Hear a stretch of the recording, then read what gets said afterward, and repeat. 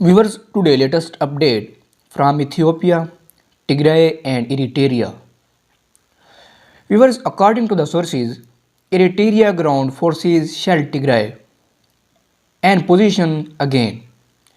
Getachew thus said that Eritrean forces shelling our positions for a second day in a row. After a hits of sorts following their attacks 4 days ago. Massive build-up of infantry as well as mechanized units in multiple fronts. And your fascist Abiy group and its allies have been repeatedly showing their commitment to peace since they officially declared war on the people of Tigray and its leaders. The fascist group that left the alternative of peace aside, but on the contrary, it is not by declaring war on the people of Tigray they have committed an atrocity that even animals can do it. Currently, this group is working on different dramas to make it look ready for peace and negotiation and to confuse Ethiopians and the international community.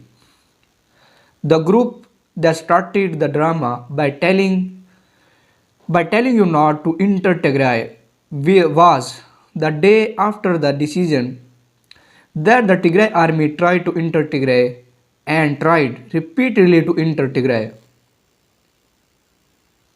According to the intellectuals and commentators of the region who don't know how to lie and confuse the fascist group and who have been following the issue carefully.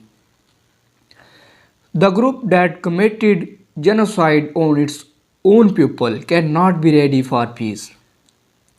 They are working the drama to confuse the international community and to create another massacre on the people. The fascist group that finished the regular army and has a group of new officials could not enter Tigray because of the Tigrayan army and change the direction of the war and is beating innocent people with drones in different areas of Tigray.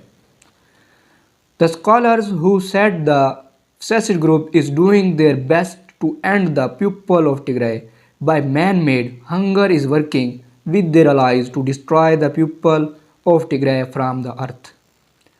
On the other hand, according to the Oromia sources, yesterday the Oromo Liberation Army arrested the officials of the government communication in Kora Dola district, Kuji Naksi Wagu district, knowing that in recent times it has become common for government employees to participate in the military operations taking place in Oromia.